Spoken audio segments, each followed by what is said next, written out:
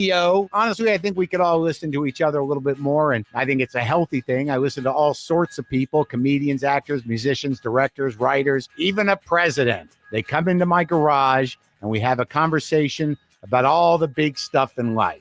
Go check it out, WTF with Mark Maron, right here on iHeart Radio. I'm Jason Flom, founding board member of the Innocence Project, and my new podcast is Wrongful Conviction, available on iHeart Radio. On Wrongful Conviction, I interview a different exoneree every week and help them to tell their incredible stories of tragedy and triumph against impossible odds. You've got to hear it to believe it. Wrongful Conviction from iHeart Studios, available now on iHeart Radio. Number one on your car radio preset and the new and improved iHeart Radio app. WDAS and WD273D Philadelphia is Fox Sports Radio, The Gambler. Kicking off your Saturday the right way. You're listening to Sean Barnard live right here on The Gambler.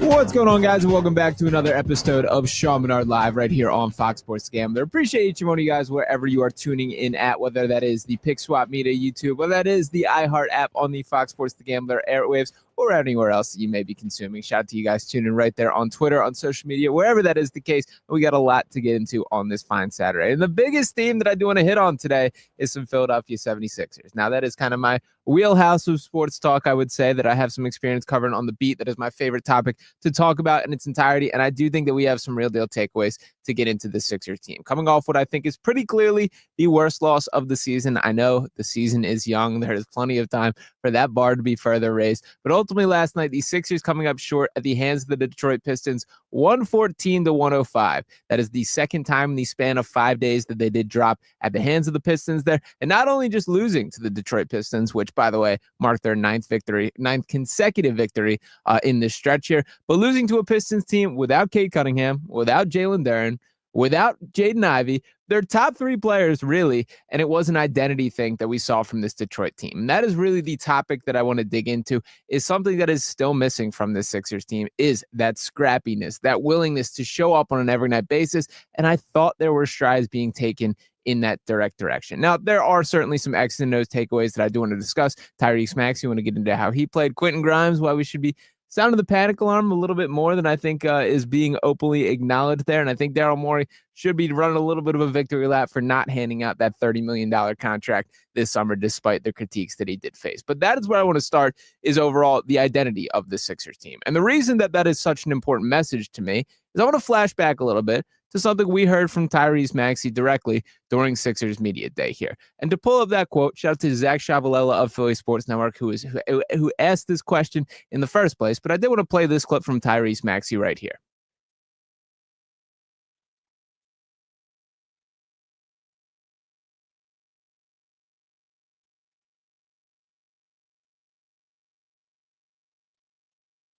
At the gym with some of the younger guys this year. What are you really trying to accomplish in terms of growth as a leader this year for the Sixers?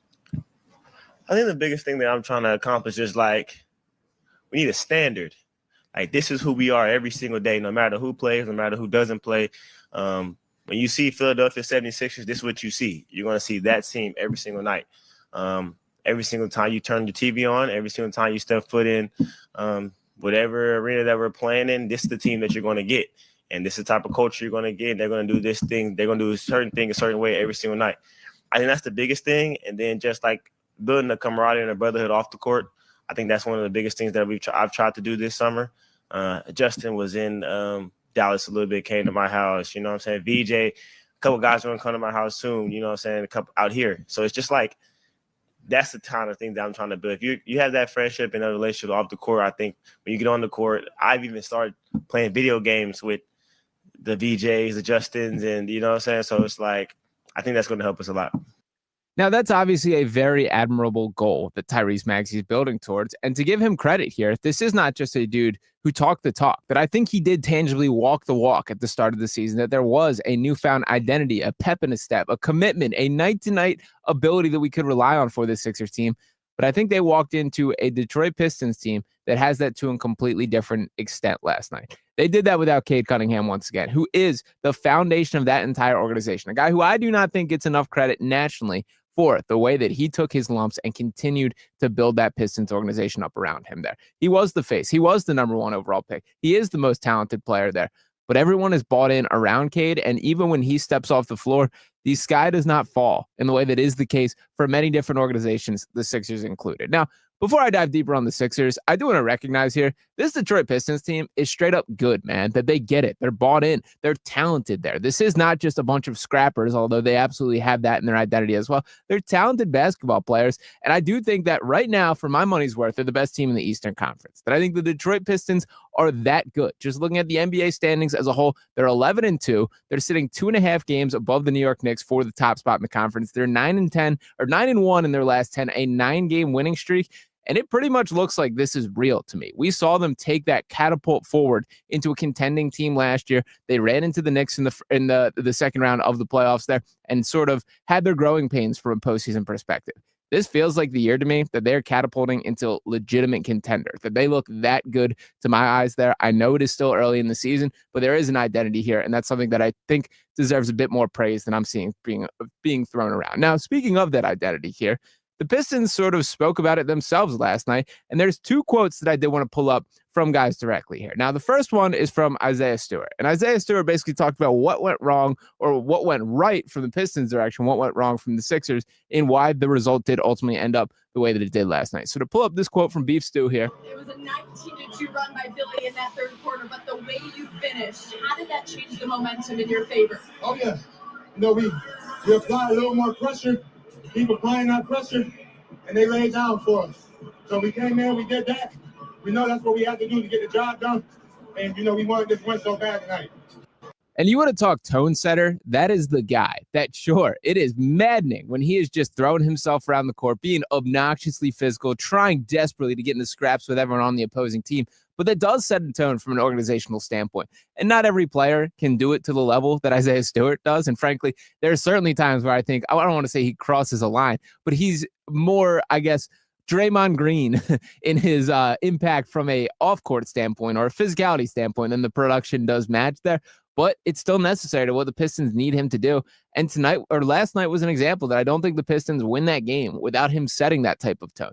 And another guy that fit right into that, I also wanted to pull this specific quote from Denise Jenkins, is I believe how you pronounce this guy's name. He just sort of popped on the radar this week. Few people in the world are having better weeks than Jenkins this week. This is a guy who's on a 2-way contract and I think is pretty set for a standard deal moving forward. Absolutely popping off the page in his last couple games, but he was asked about a little bit of the identity of the Pistons and said this quote here.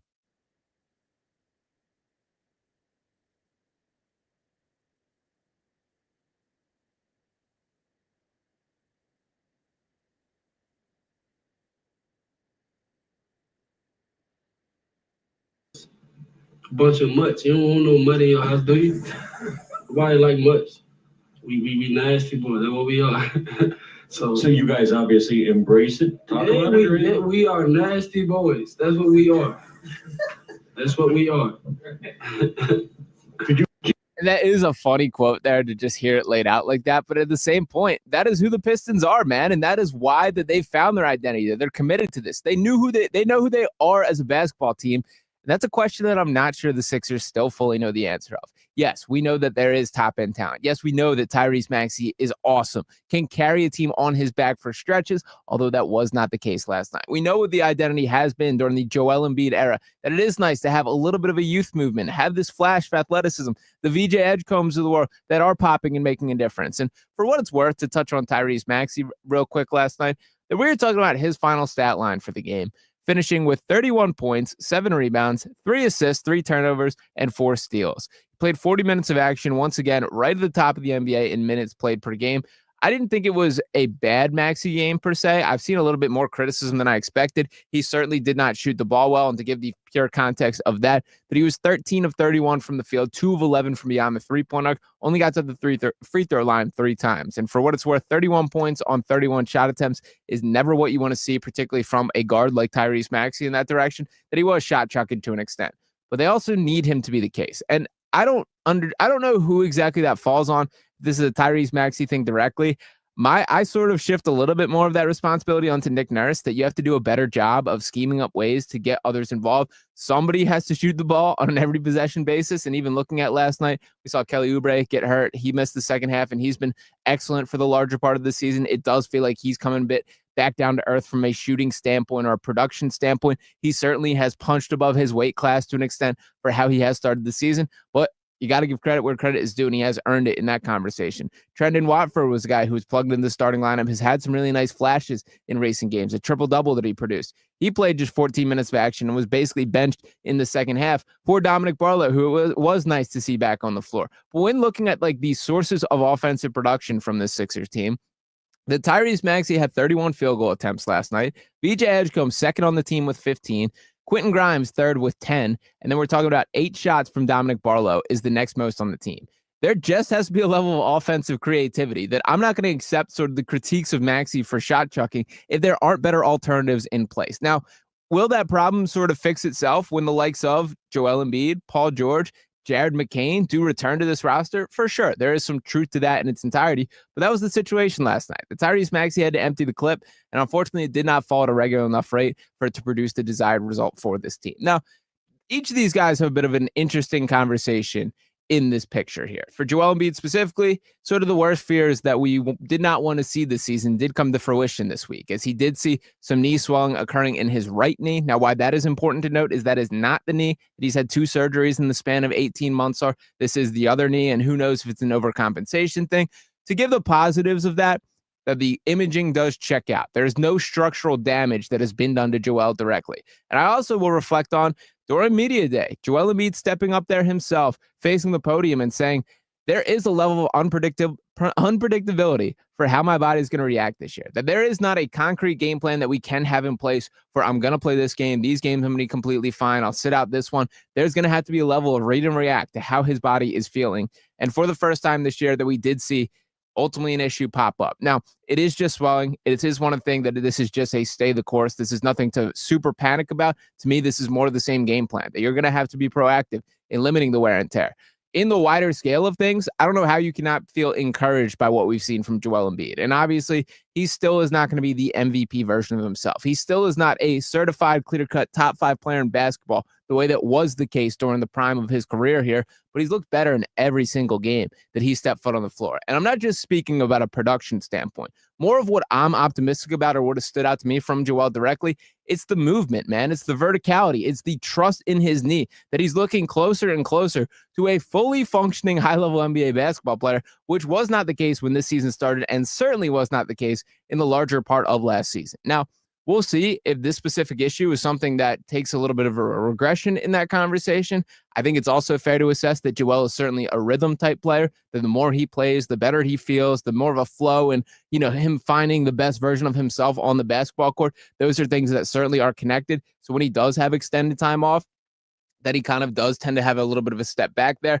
Unlike a guy like Kawhi Leonard, who it's incredibly impressive to me that the dude can sit out for weeks and months at a time, step back on the court and look like one of the more dominant players in basketball. That is not Joel Embiid. And frankly, to be fair to Joel, I would say that is not most players. That is a pretty unique skill set to be capable of doing that. Joel does need to have his ramp-up moments and, feel the flow, get into the rhythm there. And I think he was taking some pretty significant strides in that direction here. So do not want to hit the panic button on that directly. Now, for Paul George, a little bit of a different conversation. That this dude had arthroscopic knee surgery on July 14th.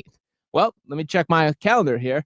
It is November 15th. So he has been through August, been through September, been through October, and been through November. We are talking 4 months and 1 day post-surgery is the current timeline for Paul George. He's been full practicing with the Sixers team for over a month to this point. That he had a very similar surgery to what Joel Embiid did.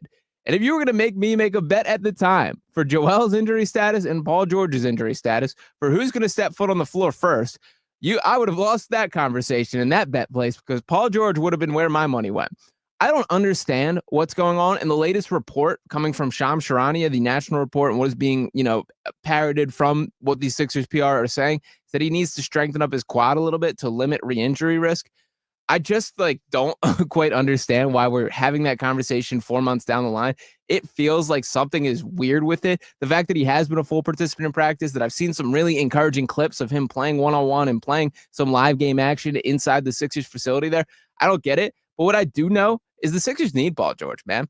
That I understand that he's not the highest approval rating of what would most people would gauge based on it. But let's not also forget that flashback to this time last year and leading into the season, the Sixers are being crowned nationally as the winners of the offseason. That they added this max contract guy to pair with Tyrese Maxey, to pair with Joel Embiid, to be the superstar trio to take them over the edge. That plan may not have worked and may never work. But what Paul George still is an upgrade to what they currently have on the floor. To speak about the forward minutes last night, I mentioned Kelly Oubre, who in his 15 minutes of play before the injury did pop up, he had 3 points, 2 steals, 1 rebound, 1 assist, a 1 of 5 shooting, 0 for 2 from 3.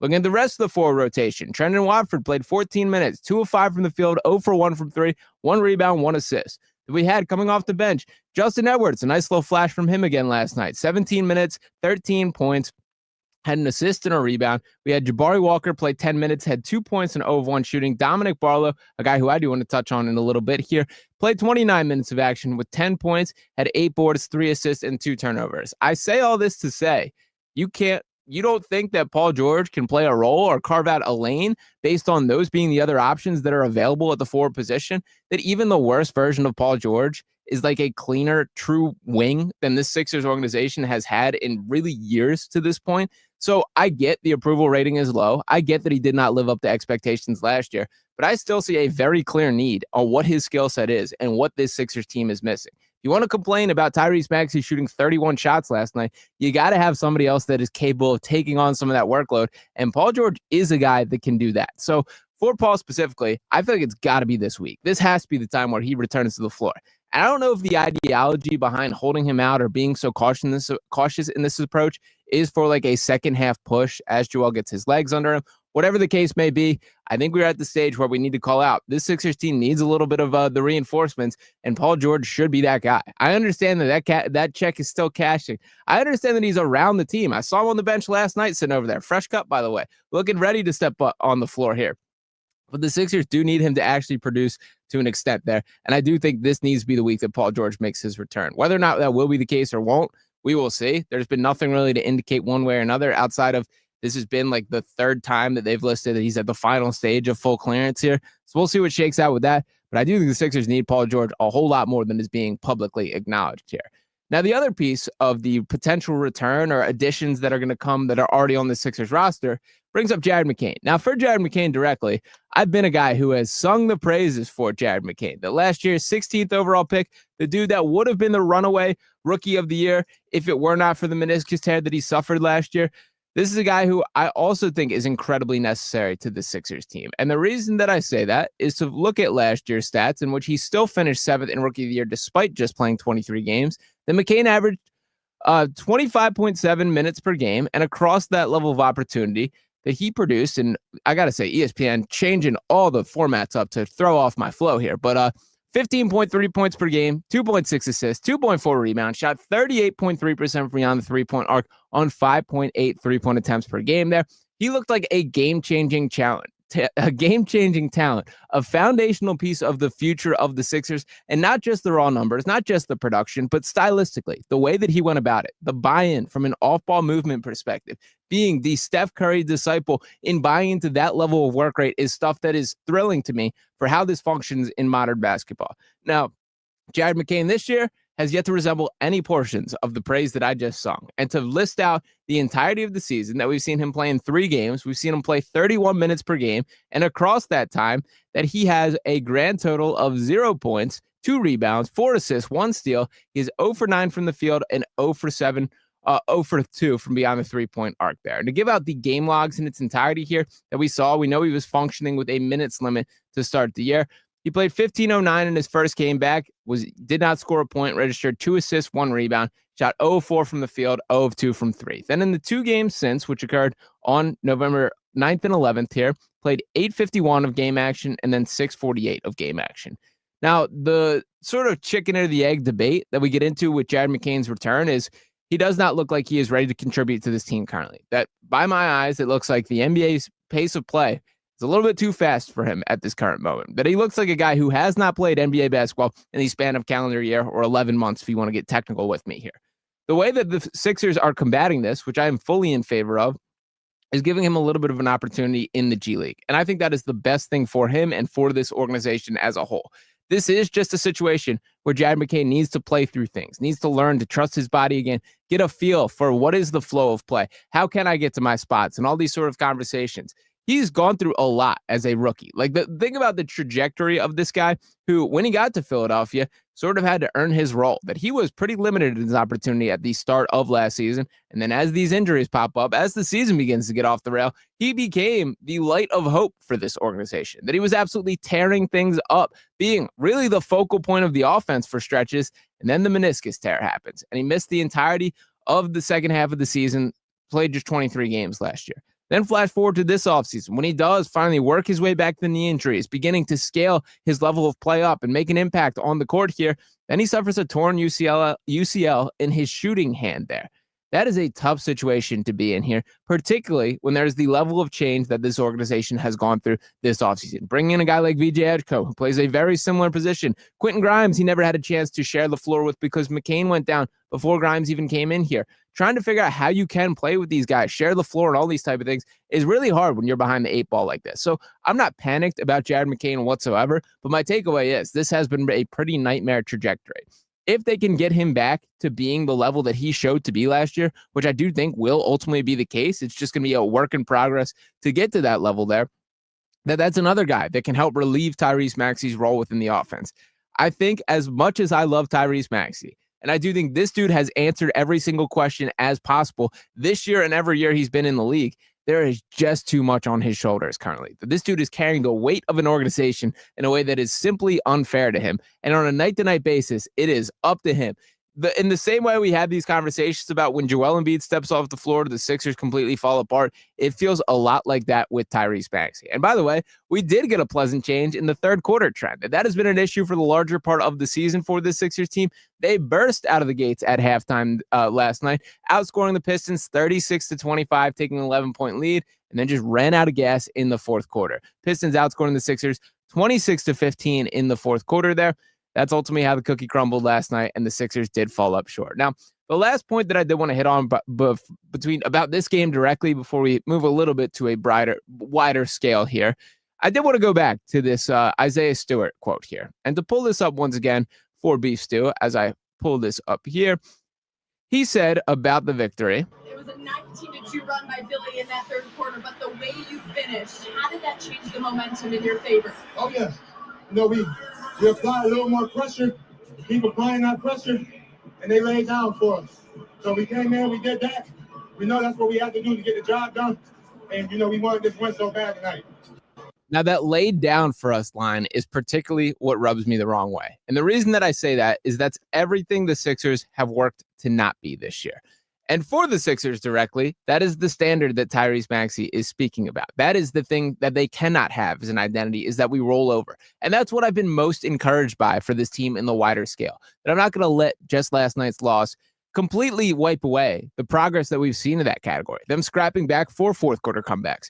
But they got out-toughed last night by this Pistons team, and that's something that has to change. Now, for my defense of Tyrese Maxey, which continues in this overall conversation, Maxey was not a guy that was punked by this Pistons team, that he was going face-to-face with guys. He was having to get pulled away, and for a dude that is like the nicest guy in the world, that is all smiles on such a regular rate, I do think that is setting the standard and setting the tone.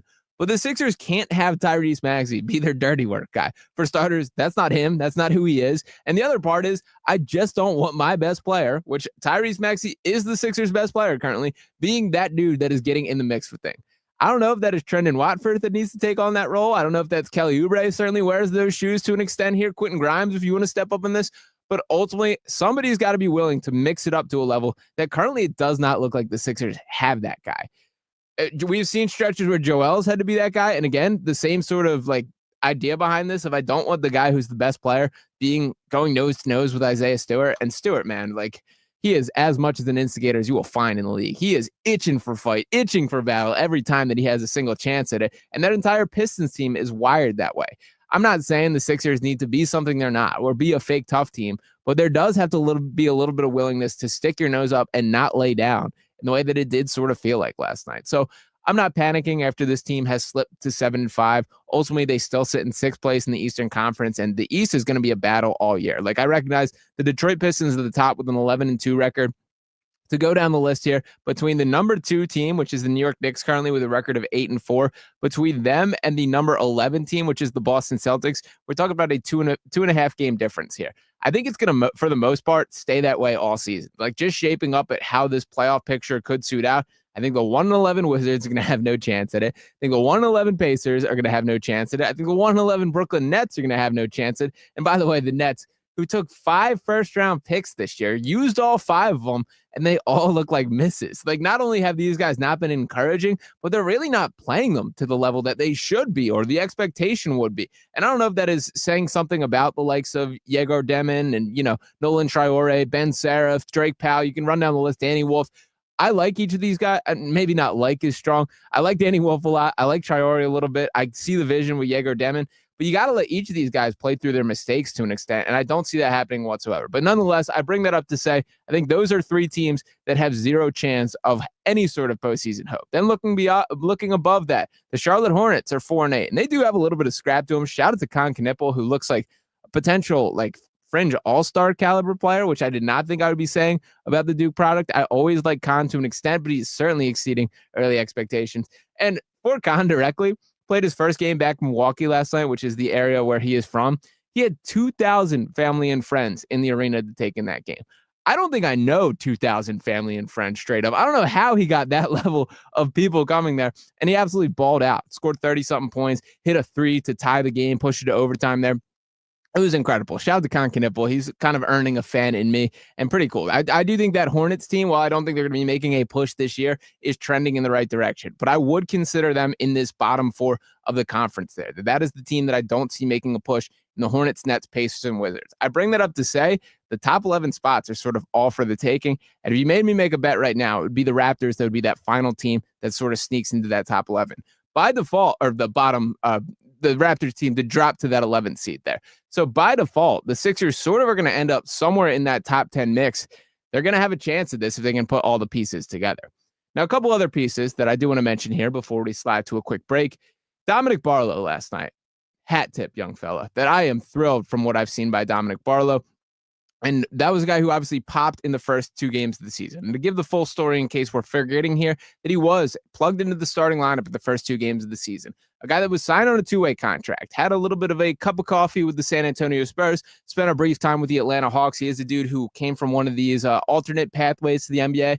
He was an overtime elite product there. I wrote a pretty lengthy feature on him back when I was working for Clutch Points, so I was familiar with him from back then. But he is taking advantage of the most freedom that he's had in the basketball court throughout the entirety of his NBA career. And I do think that this is here to stay, that it is telling to me that Nick Nurse was willing and trusted him to plug him in to the starting lineup in those first 2 games of the season. And right back to the well last night, that he did not get the start as it was his first game back, and he missed 9 consecutive games due to, by the way, a laceration in his elbow, which is still one of the strangest injuries. That certainly has the current lead for strange Sixers injury of the season, as that basically means a cut for what did go down there. And he missed an extended period of time. I also did want to pull up this quote from Dominic Barlow, which I think encapsulates a little bit of him as a player. And he was asked about the loss last night. This coming from Keith Pompey of the Philadelphia Inquirer. And the quote that Barlow says is, quote, "Everybody in the NBA is a good basketball player. Let me get that. First and foremost, but when a team is missing their all-star, their second option, and 3 or 4 starters, whatever the case might be, we've got to execute better and win that game." And even went a little bit further. I don't want to dig through the article here. But talking about it's on them to respond. And that is a loss to the Sixers is unacceptable.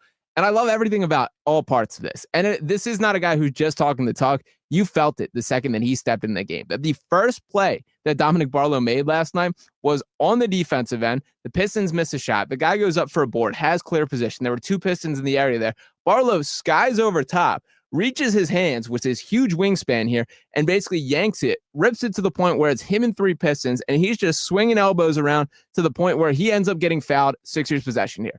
That is just so necessary to what the Sixers need. He also had a sick chase down block, and it started on a bad turnover by himself, which I love. I love when a guy turns the ball over and you see their brain sort of flip to, this is my mistake, I need to fix it. And that's what happened with Dominic Barlow last night. Chase down, swats it from behind, gets called for a foul, and immediately calls to Nick Nurse, says, nope, reviewed that. I didn't touch him. Nick Nurse believes him, call overturned. Dominic Barlow, welcome to the show, young man. This is going to be a huge part of this Sixers team. And for the same conversations that we've had about concerns about Joel Embiid, the lack of mobility, the lack of athleticism, the lack of verticality at the rim, these are problems that Dominic Barlow very well may be the solution. And to list off his full stat line last night, that Barlow in his 29 minutes of action is what he played last night. He was a plus 11 in an 11-point or in a 9-point loss there. He finished with 10 points, 8 rebounds, 3 assists, 2 blocks. 5 of those rebounds came on the offensive end. And what I really like about his offensive rebounding is he's so instinctual of, I got to put the ball in shooters' hands. He also looks fairly comfortable shooting from the perimeter, that he was 2 for 3 from 3 last night. The one miss he had was a pretty bad miss. I'm not going to say that this guy is going to be like a stretch big or a reliable part of the offense, but the fact that he's capable and can take open shots is really encouraging to me. He's the best rebounder on the team. I think Barlow is going to earn himself into a pretty clear-cut standard deal and potentially like the long-term starting power forward. Like there's going to be some really tough decisions about how does this roster work? What is the best way to maximize lineup? But I think pairing Joel with a guy like Barlow's skill set is the way to maximize everything. And I love that he just picked up right where he left off, because the same things that I've said about Joel Embiid and Jared McCain here is it's not the easiest thing in the world when you step away from game pace of play and speed and have to try and just step right into things. That's what we saw from Dominic Barlow after 9 games of an absence last night. And I do think that this is a trend that we should be paying attention to moving forward. Now, the last guy that I'm not going to end on as positive a note is Quentin Grimes here. Now, for Quentin Grimes directly, we talked plenty this offseason about the contract drama that was surrounding him. And for Grimes in particular, he came to the Sixers as a part of the trade deadline. Somehow, by far, the second worst trade that the Dallas Mavericks did make on that. But for Caleb Martin and a couple other pick sort of swaps here, and shout out, good for the brand pick swap there. But the Sixers ended up adding a second-round pick, which ended up being Janai Broom. Don't feel great about Janai Broom, but nonetheless, we'll table that conversation for another day.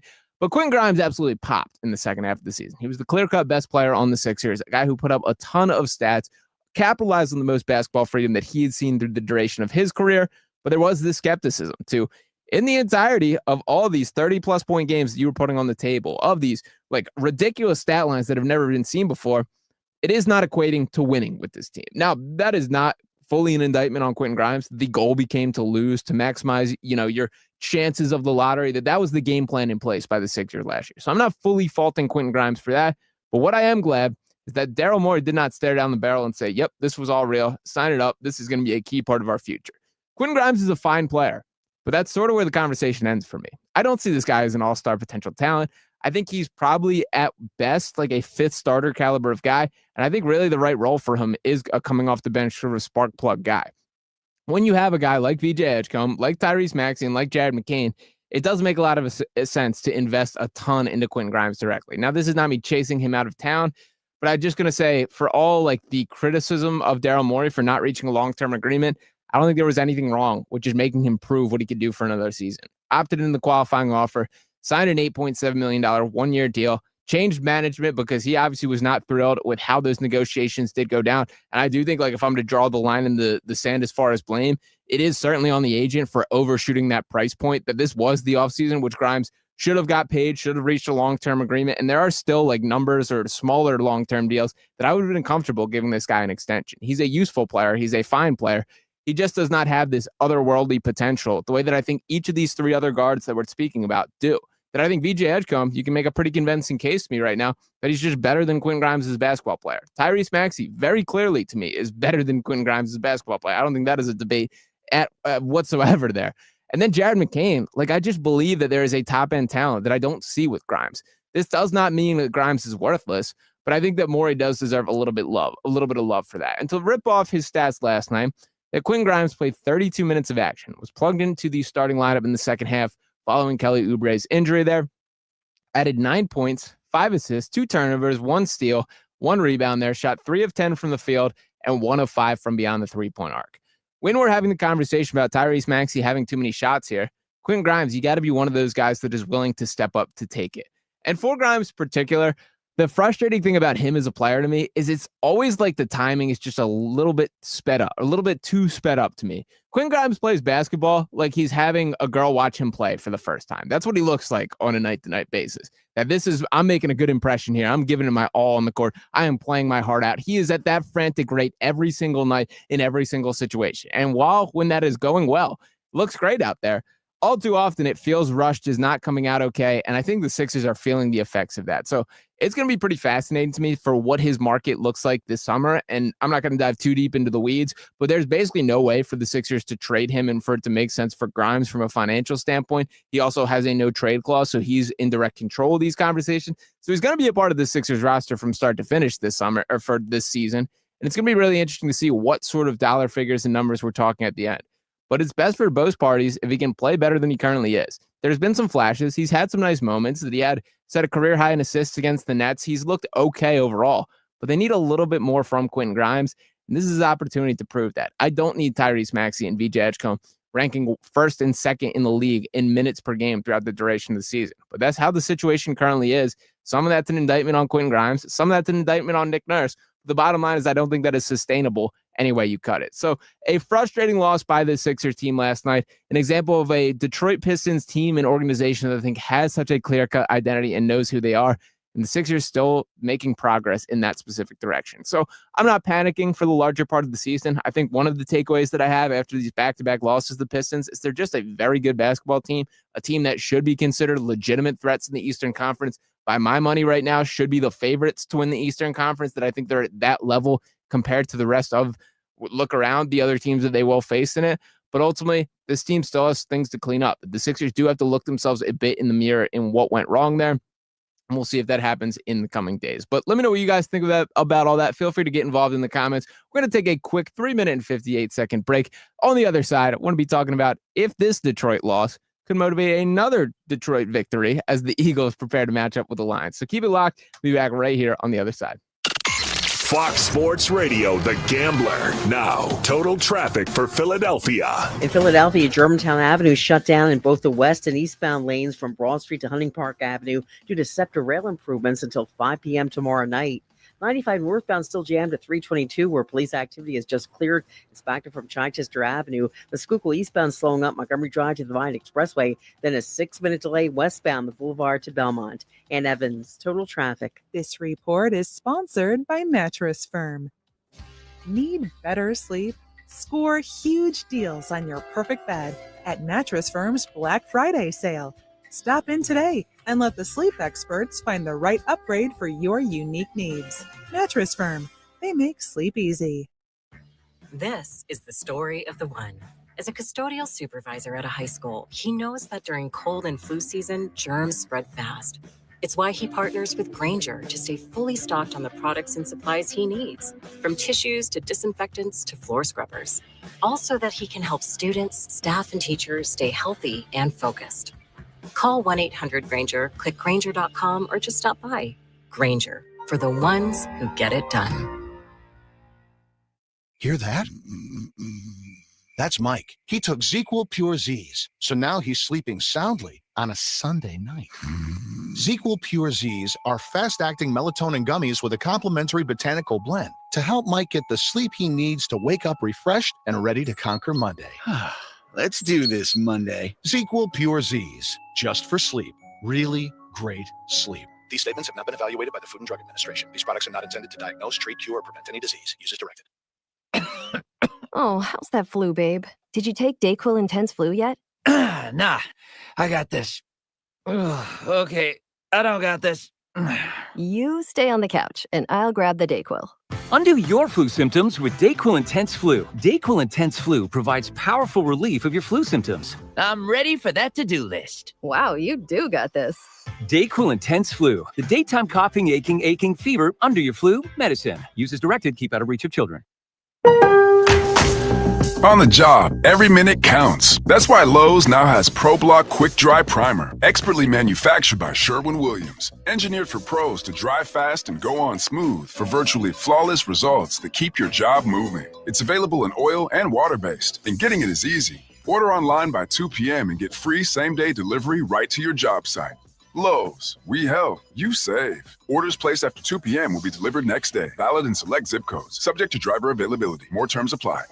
Wesley Financial Group is not a law firm, and Chuck McDowell definitely not an attorney. This is Chuck. If someone talked you into buying something really silly and you want to get out of that silly little thing, my advice, get the facts. Call me and I'll send you our timeshare exit kit absolutely free. Inside, you'll learn how timeshare works and all your options for cancellation. Call Wesley now for your free exit info kit. 800-785-1155. That's 800-785-1155. Hey, man, you all right? Need me to call 911? No, call Top Dog Law. Get top dollar for your accident at topdoglaw.com. Once again, that's topdoglaw.com. Spreads, totals, and all the prop bets in between. It's The Gambler. Your weekend sports edge starts here. This is Sean Barnard live on Fox Sports The Gambler. And I'm back for about the final 25 minutes of action right here on Sean Barnard Live. Talked a lot about the Philadelphia versus Detroit matchup between the Sixers and Pistons on the court. Now we're going to move over a little bit across to the football field. We have the Detroit Lions and Philadelphia Eagles facing off this Sunday Night Football. An exciting matchup between two of the top contenders in the NFC. The Eagles, who I continue to stand 10 toes down on the take, that just for whatever reason refuse to be given the credit that they deserve. Now, for this matchup directly here, I do want to preface this by saying it feels like the sky is falling in Philadelphia, despite the fact that this is a 7-2 football team, that there are only 3 teams in the NFL with more wins than the Eagles, and none of them are in the NFC. So I understand the A.J. Brown concerns. I understand the madness, the headlines, everything that is popping up. But let's just relax for a minute and acknowledge that this is a damn good football team. One that I think is going to blow out this Detroit Lions team on Sunday night. That is how I feel right now. Now I get it. The offensive concerns are certainly there, and A.J. Brown will be the first one to point this out. This is going to be an awesome football game between a 7-2 Eagles team and a 6-3 Lions roster here. Now, to dive into those offensive concerns, that A.J. Brown made quite a bit of headlines this week, and I was frustrated by the A.J. thing. I think in general, my sort of line of thinking in the A.J. Brown situation has certainly been built off the foundation of he's a caliber of talent worth putting up for it. But for A.J. in particular, this week bothered me. And the reason that it bothered me is this is not a situation in which this is a guy saying something out of frustration, freshly after a game, or his words being twisted in a way that he does not mean by the media, a quote taken out of context. None of those things apply to this situation.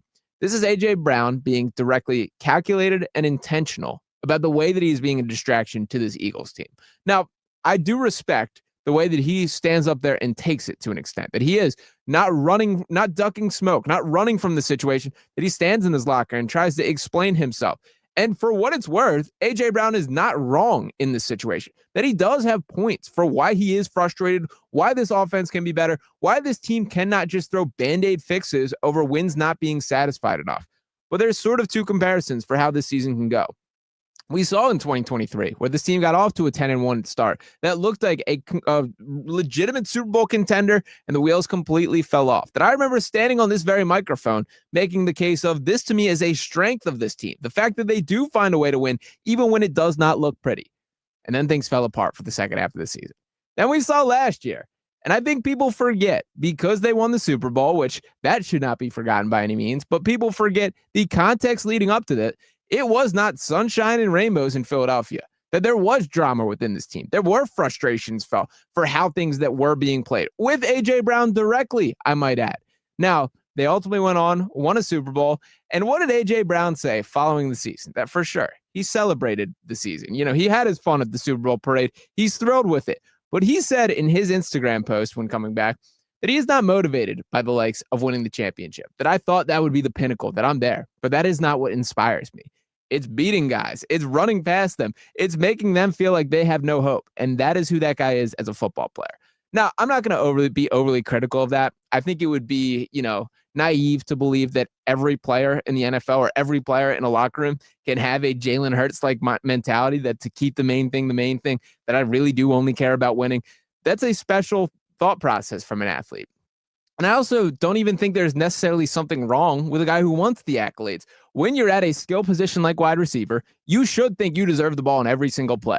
Before A.J. Brown directly, if that's how you feel, brother, you got to earn that. You got to run out every route. You got to make the most that he does get chances. Like, I'm not saying A.J. Brown has lost a step, but what I do feel about A.J. Brown is he is a rhythm player to the extent of when he's in the flow, when he's feeling himself, that there is this like build off it, this momentum that he has from a production standpoint.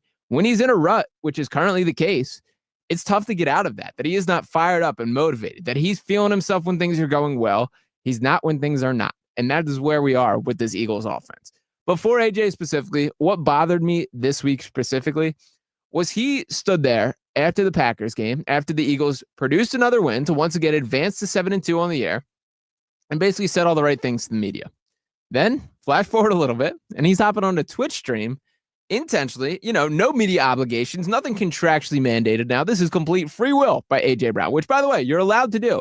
I'm not critical of you doing that. This is not me, one of those stay in your lane, just be a football player moments. It's what he said on the Twitch screen. And it was intentional and calculated by A.J. Brown to go on there. The first question that was asked of him was, how are things, man? How's everything with your family? And he's like, yeah, my family's fine. Everything else, nope. Are you not paying attention, man? It's been brutal. Talking, an S show and all the other words that I can't quite say on air right here. That is not something that just slips out. That was A.J. Brown. I'm controlling the narrative. I'm making my feelings known. The Eagles just do not need that, man. And no organization does need that. Now, I still feel that A.J. Brown is worth the squeeze here, that you put up with this for the time being. And by the way, the biggest point that forever gets lost in all these A.J. Brown trade conversations and trade deadline notes that were brought up was the dead cap hit that was tied to his name.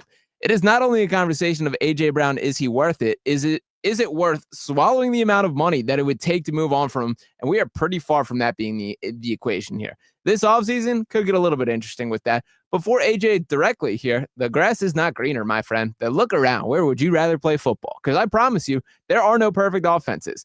How do T. Higgins and Jamar Chase feel in Cincinnati right now, where the ball's being thrown to them at a ridiculous rate? Now, would A.J. Brown be a guy that would be more happy in that system? That's possible. Or you're on the defending champions, man. You won the Super Bowl last year. You've had 1,000+ yards in every single season that you've worn an Eagles jersey, and you were catching passes from Ryan Tannehill on the Tennessee Titans before you came to Philadelphia in the first place.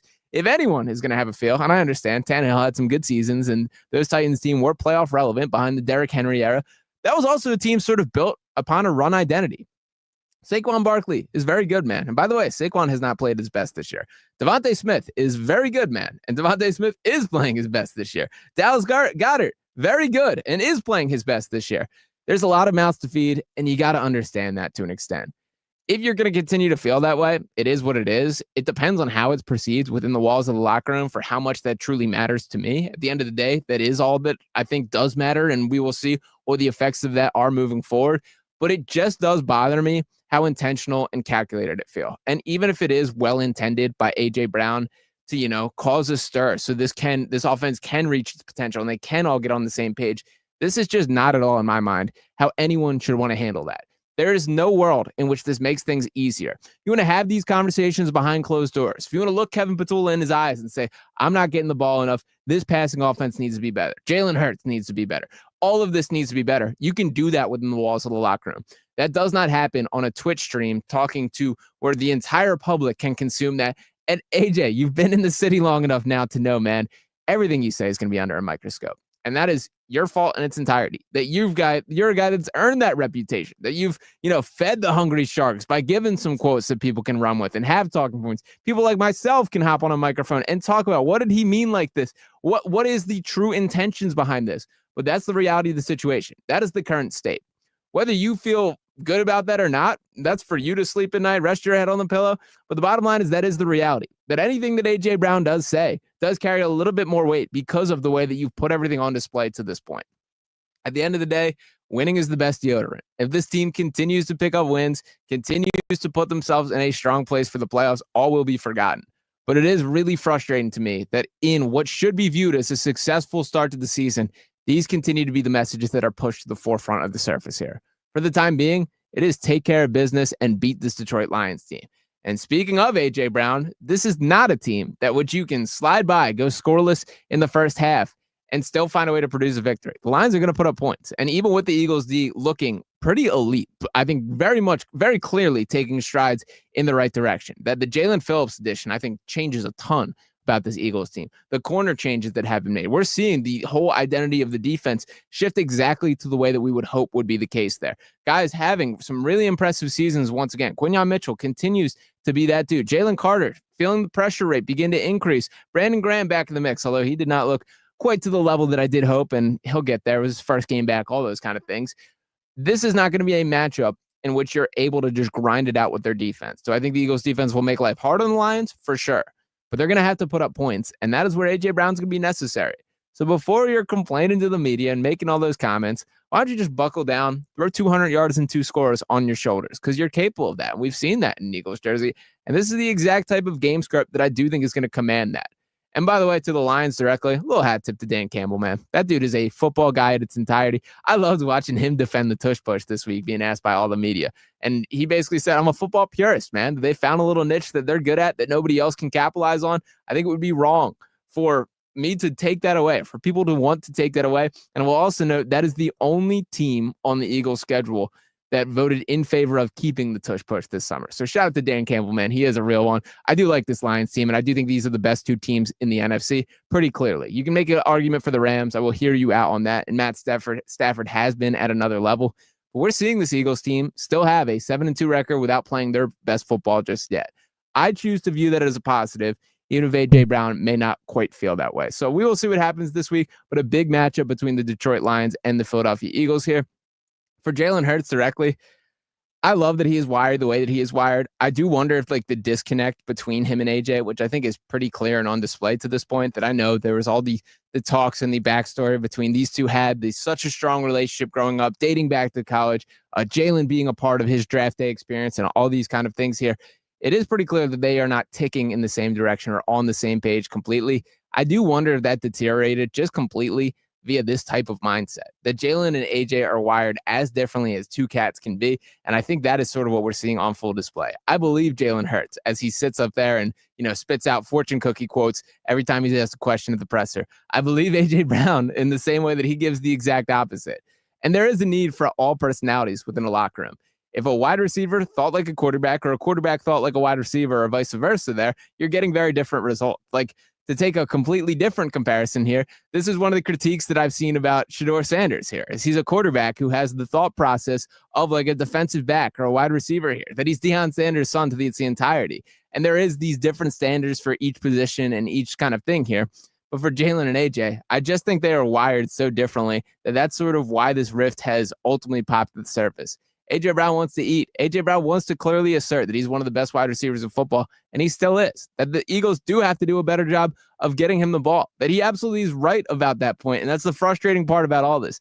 Is A.J. Brown is not wrong in what he's saying, but he's wrong in how he's acting, man. That yes, you have a point in what your point is, but you don't have a point in the way that you're bringing it to the surface here. And that is the root of my entirety of the frustration. So it does feel like the A.J. Brown experience is getting old quick here in Philadelphia. Again, winning does cure all, and I do hope that this team can get fully back on the same page and find a way to just build. All their goals are still completely in play for the season. They can find a way to dig it out and get the job done. I think this would be a statement win for this team. The Detroit is, trending in the right direction. This is a team that is 6-3. Won last week. They sit at the top of the NFC North, although they are tied with the Chicago Bears there. And for the Eagles directly, you might as well hand them that NFC East title already. Like, to look at the rest of the NFC East, the Cowboys in second place with a 3-5-1 record. The Commanders 3-7, completely off the map. The New York Giants 2-8 there. You can wrap this one up right there. And by the way, another Monday Night Football Cowboys game, which I hate to see that. Do not like that is the case there. But ultimately, I feel pretty great about how the Eagles are standing with all things considered. There are going to be headaches. There are going to be concerns. And a lot more being thrown to the surface than I would prefer to be the case here. But this team controls its destiny, controls its goals, and has reached this level without finding its peak just yet. So for A.J. Brown, let's buy in. Let's put everything to the side. Let's just focus on winning football games. At the end of the day, that should be all that matters. So we're going to take another quick break right here on this side. We got a couple more minutes we're going to squeeze in. Appreciate you guys for hanging out with me right here on Fox Sports The Gambler, as well as Pick Swap Media on YouTube. So make sure to keep it locked and be back in a quick 4 minutes here. Hear that? That's Mike. He took ZzzQuil Pure Z's, so now he's sleeping soundly on a Sunday night. ZzzQuil Pure Z's are fast-acting melatonin gummies with a complementary botanical blend to help Mike get the sleep he needs to wake up refreshed and ready to conquer Monday. Let's do this Monday. ZzzQuil Pure Z's, just for sleep. Really great sleep. These statements have not been evaluated by the Food and Drug Administration. These products are not intended to diagnose, treat, cure, or prevent any disease. Use as directed. This is the story of the one. As a maintenance supervisor at a manufacturing facility, he knows keeping the line up and running is a top priority. That's why he chooses Grainger. Because when a drive belt gets damaged, Grainger makes it easy to find the exact specs for the replacement product he needs. And next day delivery helps ensure he'll have everything in place and running like clockwork. Call 1-800-GRAINGER, click Grainger.com, or just stop by. Grainger, for the ones who get it done. Oh, how's that flu, babe? Did you take DayQuil Intense Flu yet? Nah, I got this. Ugh, okay, I don't got this. You stay on the couch, and I'll grab the DayQuil. Undo your flu symptoms with DayQuil Intense Flu. DayQuil Intense Flu provides powerful relief of your flu symptoms. I'm ready for that to-do list. Wow, you do got this. DayQuil Intense Flu. The daytime coughing, aching fever, under your flu medicine. Use as directed. Keep out of reach of children. Join us at Randall's Restaurant for a football Sunday watch party, November 23rd starting at 4. Live broadcast from Q102's Buster and Fox Sports The Gambler's Natalie Eganoff. Food and drink specials, giveaways, and more. Reserve your table now via opentable.com. Visit randallslegacy.com. Back to school time means more traffic on the roads. Streets are packed and accidents are up on the rise. If you or a loved one are involved in any accident whatsoever, Uber, Lyft accident, car wreck, slip and fall, only one man to call. That's 1-800-HURT-123. Call my man Big Al. No fee until Big Al wins, and that's what exactly he does. Once again, 1-800-HURT-123. Call Big Al today. Why choose a Sleep Number smart bed? Can I make my site softer? Can I make my site firmer? Can we sleep cooler? Sleep Number does that. Cools up to 8 times faster and lets you choose your ideal comfort on either side. Your Sleep Number setting. Enjoy personalized comfort for better sleep night after night. It's our Black Friday sale. Recharge this season with a bundle of cozy, soothing comfort. Now only $17.99 for our C2 mattress and base, plus free premium delivery. Prices higher in Alaska and Hawaii. Check it out at a Sleep Number store or sleepnumber.com today. Picture this, you're on a date and then bad breath happens. Confidence gone. Here's the truth. Most gums and mints are just bad breath Band-Aids, but not Zellman's Minty Mouth. The functional breath freshener you swallow. Tiny dual action capsules with mint on the outside, parsley seed oil inside, clinically tested to fight the toughest offenders, even garlic and onions. It's only available online. Go to Zellmans.com, Zelmins, Zellmans.com, code FRESH for 15% off. Need better sleep? Score huge deals on your perfect bed at Mattress Firm's Black Friday sale. Stop in today and let the sleep experts find the right upgrade for your unique needs. Mattress Firm, they make sleep easy. The free iHeart Radio app is your home for the holidays. Celebrate the season with the very best Christmas music ever made with iHeart Christmas. All your favorites 100% commercial free. Just open the app and search Holiday to find iHeart Christmas. Plus other holiday stations and playlists to put you in a merry mood. Open the app and search Holiday to start listening. If you can wager on it, we're talking about it. It's The Gambler. Your weekend sports edge starts here. This is Sean Barnard live on Fox Sports The Gambler. And we're back on this side right here on Fox Sports The Gambler. Appreciate you guys wherever you are tuning in at, whether that is right here on the iHeart airwaves on Fox Sports The Gambler, on PickSwap Media on YouTube, or via the socials right there. And coming in for a landing for the final couple minutes here, I'm joined by a very special guest, a surprise guest in studio, as Roy Burton joining me here. So, Roy, we don't have a camera for you, coming in a little bit of voice and God, but how we doing, my friend? Doing pretty well. How you doing, my friend? Doing well. I think the spirits are relatively high here. I feel okay about the Sixers, and I did want to dive into that as I've been catching some awesome work from you on the PHLY post-game show. Shout out to all those guys over there. So I guess to keep the question broad here, we've seen them come down to earth a little bit. Sure. Where you at on sort of a vibe for the Sixers team currently? So I think the down to earth Sixers are the Sixers, right? Yeah. Like I think this is the Sixers team that we kind of expected all season. I mean, we knew we were not going to get 50, 55 games of Joel Embiid, right? We knew we weren't going to get 65, 70 games of Paul George. So as Tyrese Maxey said, the standard is a standard no matter who's out there. So we knew that Tyrese Maxey was going to be the lead dog, and then everybody else would kind of fall in the line, and everybody else would kind of have to step up and play at a pretty decent level, with those guys missing significant time. And first couple games of the season, first 4 games of the season looked like world beaters, looked great. But I mean, this is the Sixers team that I think we should expect to see for the rest of the year. That said, you probably need to beat Detroit without Cade Cunningham. Probably that's a win that you probably need to get. And I'm not saying that you're going to think about this in April, but I mean, this is a team that needs every single win that on the schedule that it can get where it comes pretty easy. And when you have 2 games in a week, basically, these are 2 games that you have to win. Yeah, no, I do think you're right about that. And last night, I think, probably takes the cake for the worst loss of the season to this point, as far as one that they should have there and leaves a little bit of a sour taste in the mouth. Right. But the bottom line is, I still think it's largely encouraging takeaways from the start of the season. Sure. And I'll also note, there's still room for this team to grow. The Jared McCain is not going to look like the Jared McCain that we've seen through 3 games. And I think it is the best thing for him to get a little bit of G League work, to play through the motions and just see the ball go through the hoop a little bit. Paul George, man, it's got to be something. And I'm blown away that we have not seen this guy yet. But even if he's providing, I don't expect him to be prime Paul George or anywhere that particularly close to it, but there's a clear need at the forward position. So Are you optimistic about that, or am I selling myself? I am too. Maybe I'm talking myself into a little bit more, because you're really going to need it now with Kelly Oubre, the injury to Oubre last night. So you're really going to need somebody who can play the 3, who can play the 4, who can be that that ancillary scorer alongside Maxey and Grimes and those guys. So I've talked myself into it more, but you're right, something's going on, because I would imagine how many weeks are we into the season, and we're still at the what was the phrase they used, at the ramp up, the ending stages of the debut process. Yes. Something insane. It's come on, man, we really need you, Paul George. I know we talk bad about you all summer, but we really need you to kind of step up. But you're right, I don't think some of these guys are going to be the guys, the Jared McCain that we see now is not going to be the Jared McCain in 2 months. But to your point, I want to get back to a point that you made a couple of segments ago. Nick Nurse has to figure out something about this minutes. Man. They're Tyrese Maxey's playing way too many minutes. Quentin Grimes playing way too many minutes. VJ Edgecombe's playing 37 minutes a night. Yeah, Maxey and VJ still top 2 in the league. Good Lord. I mean, it's that's way too much. And in the VJ Edgecombe, he's going to smash into that rookie wall if he's going to play 37 minutes a night. And I know might be hitting it. Right. And I know some of this is because of Jared McCain's not being there, and you have a little bit less flexibility, but you got to figure something out now, because again, you are absolutely reliant on Maxey McCain, Grimes, Edgecombe, some combination of those guys to score maybe 60 to 65 points a night at least. Yeah. And you can't run them into the ground before you get to Christmas. I mean, you just can't.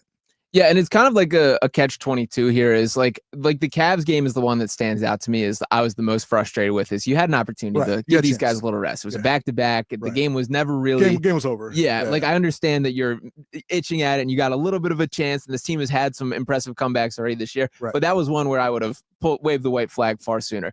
And I get Nick Nurse's reasoning following the game, where he's talking about we're still trying to get rid of past demons from last year, where we have to build a culture of never quitting, of not giving up. But at the same time here, you got to think long term. And I understand that Jared McCain has not looked the part. He's not going to look the part unless you allow him to play through the mistakes and figure things out. And he didn't pop at the beginning of last year either. He kind of had to work himself up to it then, and especially going off 11 calendar months without playing NBA basketball. So I get it conceptually from Nick Nurse. I appreciate what he's trying to do. I do think the risk reward is not quite aligned here. And that was absolutely a schedule loss, but that was basically a schedule. The schedule told you, look, it's not in the cards for you tonight, right? This is not going to happen. This is a time where you kind of, because we've seen the great teams do it, right? We've seen Golden State do it. We've seen San Antonio do it, where it's you know what? Golden State a lot, honestly. Yeah, but like Steph Curry doesn't go hard, have to go hard for 82 games a year, and he shouldn't go hard for 82 games a year, because the most important games are the ones in May and June. So you have to keep these guys. And I know, again, if you're Nick Nurse, you look at Tyrese Maxey, he could probably go all 48 if he wanted to. And you're probably thinking that. He's 25, 26 years old. He's 25, just turned 25. He's young. He can go all day. He can go all day. That doesn't mean you need to push him all day. You know what I'm saying? Yeah. And last night, I'm kind of surprised how critical people are being of Tyrese Maxey after last night, the past couple games. obviously 31 points on 31 shot attempts is not ideal. Sure. But somebody else has got to take him if he's not. And like you look around the rest of his roster, so Maxey had 31 shots. The next most on the team is VJ Edgecombe on 6 of 15 shooting. Then it's Quentin Grimes on 3 for 10 shooting. And then Dominic Barlow on 4 of 8. Right. Like, who's going to do it if it's not going to be Tyrese? So he's certainly wearing like the world on his shoulders right now. I think it's a little bit unfair to critique him about that. Yeah, if you're in a situation again, no Joel Embiid, obviously no Paul George, Kelly Oubre gets hurt. You're in a situation where you look at everybody on the roster and Dominic Barlow is probably option 4 on offense. Then you got to shoot. You got to pull up. Like I have no problem if he wanted to shoot 40 times last night. That's fine because you're right. Because at a certain point, you're the best guy on the floor clearly, and you have to take these shots. Yeah, he emptied the clip and it did not work out in the Sixers' favor last night. But I don't really see a better alternative there. Quentin Grimes. Yes, I'm a little bit. I don't want to say frustrated by, underwhelmed by. It doesn't look the way I hoped it would look to this point. Think that's fair? I thought it looked really good the first 6 or 7 games this year. Last couple games, last few games, not so much. It's just kind of I don't want to say it's a square peg round hole thing. It's just that like you mentioned before, you have McCain, you have Maxey, you have Grimes, you have VJ Edgecombe. I don't say he's the odd man out, but he's the odd man out, right? Yeah. You should focus. Your focus should be on those 3 guys. And Quentin Grimes, again, to your point, is that microwave off the bench kind of guy who's going to get you, 15, 20 points a game, at the end of the game, maybe able to kind of get you something, get you back in the game if you're kind of down. But I think it's fine. And again, to your point again, kudos to the Sixers for holding the line on that contract because I would never give him, the crazy money that he was asking for. $30 million. But I think he's fine. Like, I mean, I think he's for what you're paying him and for what the role he's been asked to play.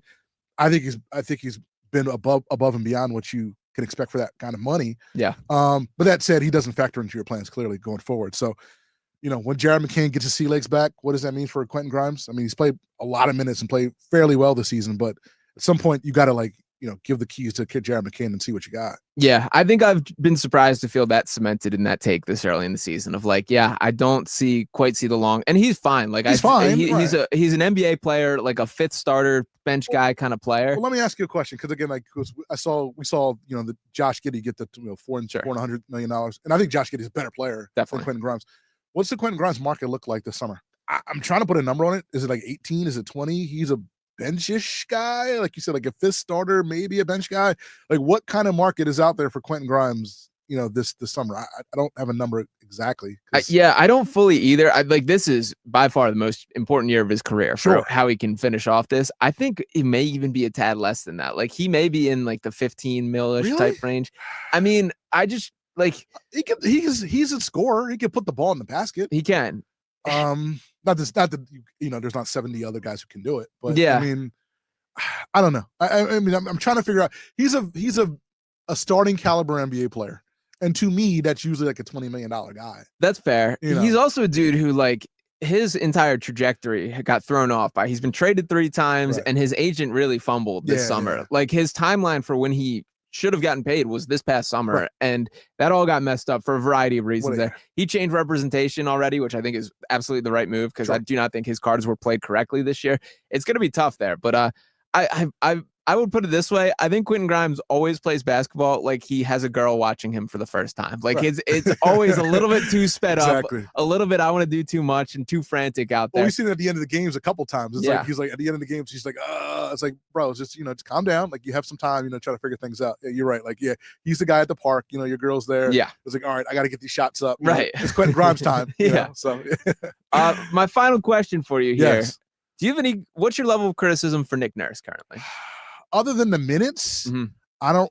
And that's, to me, that's kind of big. But other than that, I don't have a huge issue with Nick Nurse. I mean, sometimes there was some criticism about some of those end of the game plays, but I don't think they were necessarily bad plays. I think it was a combination of good defense and just bad decision making in some cases. Like if I had to grade Nick Nurse, I'd say probably a solid B. Okay. Only because I just 38 minutes for Maxey, 37 minutes for Edgecombe, like something has to give. And I think it will. Like I will give him credit because again, like you're dealing with a kind of short deck at this point. So once you get a fully healthy McCain, once Paul George gets back, from whatever is ailing him at this point, like if I get a 34 minutes, for a night for Maxey, 32 minutes for Edgecombe, it kind of evens out a little bit, then I think things kind of settle into a more normal rotation. Yeah, I'm probably a tad lower. I'm kind of in like the C plus B minus range. Okay. Like I was pretty critical of him last year from the stance of he obviously did not have any deck to work with whatsoever. But what I was frustrated by in particular is it felt like he just waved the white flag way too quick of like, what do you want me to do? I don't have anybody. And it's like, I get it. But at the same time, like your identity is kind of this mad scientist, X and O's basketball guys. Like show me something. I think there's been more of that this year. I also think like the situational stuff I haven't loved. Like just philosophically, I don't love Quentin Grimes being the decision maker at the end of games. No, I hate that. Like, I hate that. Yeah. He's used Maxey as a decoy like a lot. And like even the last Pistons game, not last night, but the time before that finished with like that Maxey fadeaway. Like I get going for the quick 2 there. You had a timeout in your pocket. And the second that whole play fell apart, which it was very good defense by the Pistons there, you got to burn that and try something else. So there's been a lot of like little things that I can nitpick with him. It's still, he's been better than last year, and I'm still open-minded with it, but I would like to see a little bit more from Nick Nurse as far as elevating this team as a whole. That's a fair point. Yeah, and I should mention, Quentin Grimes being like every end of game decision or situation, the ball always ends up in Quentin Grimes' hands. Yeah. And I'm like, all right, you know what? I don't love that. I don't love it. Yeah. I don't love it. And again, I don't hate using Maxey as a decoy. Like there was the one game, I forget, where Maxey was all the way in the backcourt where Grimes caught it and shot it, which I don't hate. It's fine. Like, again, Maxey, it doesn't always have to be the guy. But that being said, Quentin Grimes has shown multiple times that he should not have the ball in his hands at the end of the game. And again, maybe you don't think Edgecombe is ready for that, but you have to, if you're the mad scientist, you got to cook up something different than having Quentin Grimes be the lead guy at that point. Yeah, that's where I'm at too. And like the Bulls look was a great draw up for Grimes. Like that, miss the 3, you're going to miss shots. Right, sometimes. you're going to miss shots, right. But I'm still would rather, I get the decoy concept. Tyrese Maxey, this is his team. This is his, like, I would rather live and die with that, even if that is a little bit tougher. So I definitely have a little bit of feedback for Nick Nurse in that direction. But the season is still young. It's a young season. All goals are still in play. And even with like this conversation about they need to pick up everyone in its entirety, look at the bottom of the Eastern Conference, man. We're rough, man. The Nets, Pacers, and Wizards, all 1-11. So there's really 12 teams that I think. All 1-11? All 1-11. So yeah, and the Hornets, they're 4-8. Then it's really between the 2 seed and 11 seed, which is the Knicks and Celtics in between there. We're talking about 2.5 games. So I think it's going to be a competitive East, all in that sort of same middle ground all year. They just got to stack up the wins where we can, and we'll see where it is. But I do think this team is going to have at least a postseason appearance. We'll see how good they will truly end up being, but I do feel confident in that. So does the play-in, does that count? I guess it is postseason technically, right? Yeah. Is it technically postseason? I know the games don't count in stats or whatever like that. I know it's like that tenuous little gray area. Mm-hmm. Yeah, but this East is just like the bottom is just way too bad. Right. Like the Sixers will make the play-in tournament at the very least. Like at the very least, because they're not one of the 4 or 5 worst teams in the Eastern Conference. Whether it's 7, whether it's 10. I thought coming into the season they'd probably be a 6 seed, but I was a little bit more optimistic on the health of Embiid and George. So I'm probably a little less bullish on that. So they might be 7, but they'll absolutely get in the play-in tournament at the very least, because you have to be. You're clearly better than the bottom feeders in the East. Yeah, that's where I'm at too. So we're going to be breaking things down from every single angle in regards to that with this Sixers team. Make sure to keep it locked right here on Fox Sports The Gambler. That is going to do it for this episode of Sean Barnard Live. Make sure you're tuned in, subscribing on Pick Swap Media if you're listening there. Keeping it locked on the dial as we're coming up next for the Villanova pregame show. Villanova football taking on the Stony Brook Seawolves on the other side. So make sure to keep it locked for that. We'll be back. Talk with you next time. Peace.